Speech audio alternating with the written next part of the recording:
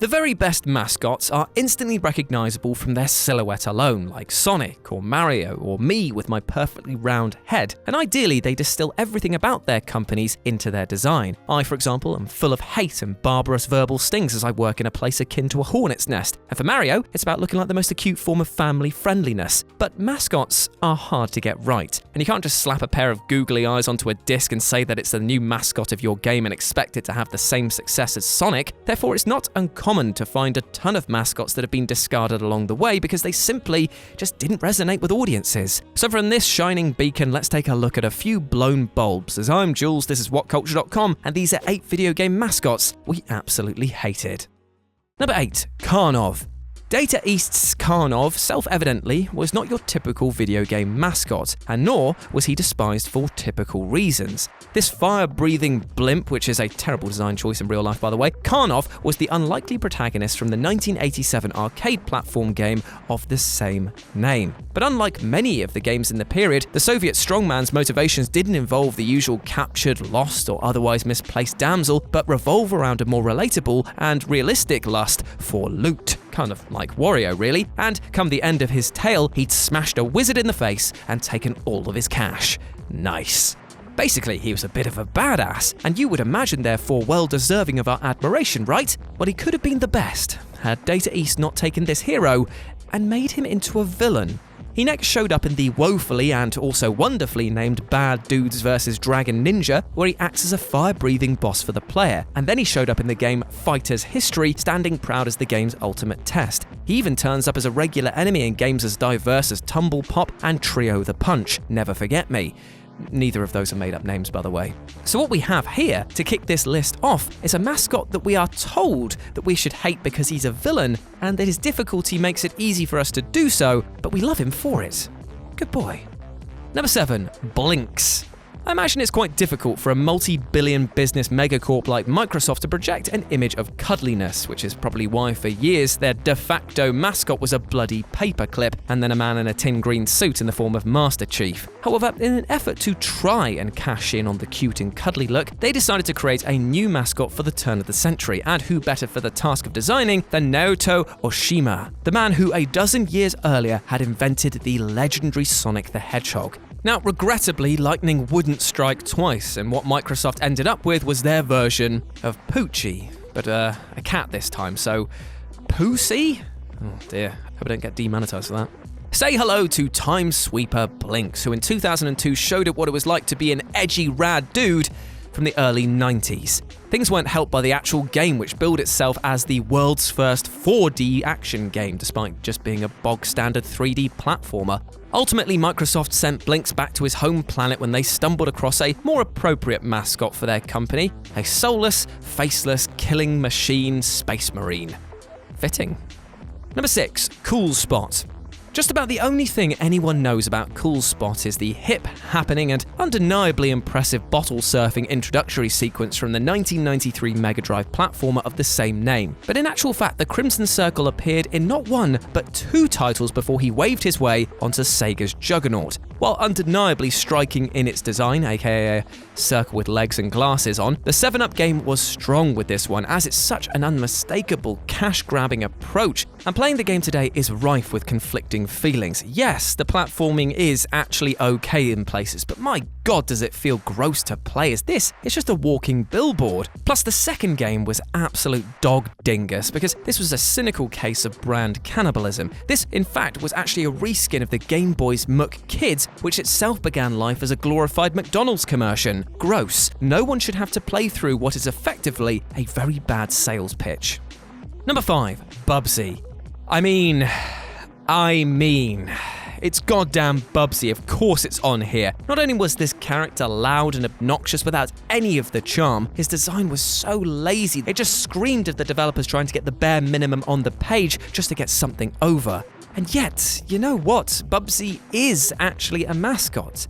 He's the mascot for all the absolutely shitty gritty, no effort and phoned-in games of his era and beyond. Something that is held up today as an example of poor writing, worse gameplay, and awful marketing. So I guess there is actually a silver lining to the absolute stink cloud that he's created. But you know what? Get out of my eyes, Bubsy. I don't want to see you anymore, and the fact that you have a recent game out which is still utter garbage means that you haven't learnt a bloody thing. Number 4, Awesome Possum. So let's play a game. I'm going to tell you a story, and you try and guess what game I'm on about, okay? So here we go. It's the early 90s, and there's a fast-paced platformer that's just landed on the Mega Drive, in which a certain spinny hero battles his way across the land, saving wildlife from the clutches of an evil doctor's robotic army. Can you guess what I'm describing? Sonic the Hedgehog. What are you on about, you plum duff, as I'm clearly telling you the story of Tengen's significantly less groundbreaking but infinitely more terribly named Awesome Possum. I'm awesome! Now, to be fair, this is exactly like Sonic in many, many ways, but just so much worse. In fact, things were so similar that the company was actually sued for copyright infringement, but only in 1997, 4 years after this game was gathering dust in bargain bins or propping up tables. Number 3, Gex. Right, I'm going to get serious for a second. We all need to agree on something. Gex, the wisecracking gecko, was complete and utter bollocks. Yes, I know you're annoyed. But listen to me, I am not talking about all versions of Gex, because the British voice Leslie Phillips version that we got here in the UK was utter bliss. I'm talking about the Dana Gould version, which completely changes the character into one of the worst things I've ever heard since Ash told me that Evolve was a good game. Ugh. After a terrible start in life being a 2D platformer on the abysmal Panasonic 3DO, Gex was ported to every console it could, shifting 15 million copies in the process. Now that sales record is actually really commendable, but honestly, the amount of sheer annoyance that comes with having to listen to Gould butcher comedy means that it's an absolute slog from start to finish. You know what though? Bless Leslie. He brought a real sense of charm and style to the character, and he did the best with what he was given. But as a mascot, with Dana Gould behind the wheel, no, I want to run it over. Number 2, Aero the Acrobat. You know what? Bats are pretty cool. They're actually very cool animals. They look great. They got cool wings, cute little eyes. They like eating bananas. Great. But this bat, it was not cool. Not cool at all. I'll tell you what, let's count all the ways this peak 90s mascot, who was created by future Turok designers Iguana, ticks the requisite boxes. Is the name a pun that a 10-year-old would be proud of? Check. Is Aero, at least in theory, terrible mid-90s 3D rendered notwithstanding, a grossly anthropomorphized mammal with a wry smile and a boatload of spunk not seen since your mum drained all those sailors down at the dock? Yep, and also my one per list. Do you have to rescue a helpless female equivalent from an evil industrialist? Well, bust out the big bomb bang bazinga beans, because you just got a full house of ticks there, brother. So in many ways, Aero is the archetypal video game mascot, and therefore he's archetypally terrible. Plus, his name should have been Batitude. Come on guys, that was so obvious. And number 1, Wild Woody.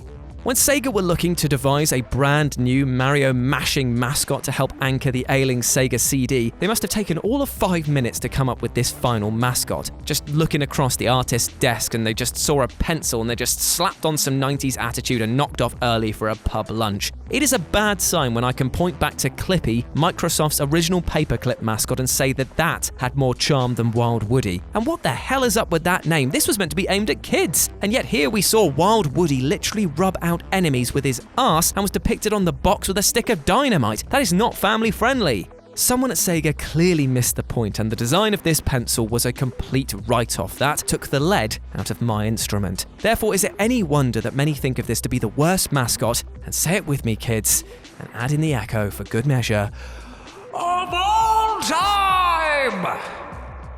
And there we go, those were 8 video game mascots we absolutely hated. I hope that you enjoyed that, my friends, and please let me know down below what else you would have included, because who knows, I might do a commenters edition further down the line. Running out of breath here, so I'm going to carry on. I hope that you have a fantastic day, whatever you get up to, my friends, because as we have shown here, mascots, there's a lot of hate for them out there. When people put themselves out there in different forms, they can sometimes get a lot of negative feedback. But you know what? It is okay to be you. It is okay to be you, and no one has the right to tell you otherwise. You live your goddamn life however you goddamn well want to, my friend, because that's your choice. But sometimes things can get in our own way, and it sometimes can even be ourselves. So if you need help achieving your goals, be they physical, be they mental, then remember you can speak to people to ask for help, because there is no shame in doing so. Friends, family, professionals in the support industry, you will be surprised at how much people care about you. As always, I've been Jules. You can go follow me at RetroJ with a 0. And if you want to do something a bit extra for me, then why not swing by Live and Let's Dice? It's my board game channel that I run here over on YouTube in my spare time. Do it for the fun and bants with some friends outside of work, so that's always good. I hope that you have a fantastic day, as I've said before. And remember, you have been awesome. Never forget that. And I'll speak to you soon. Bye.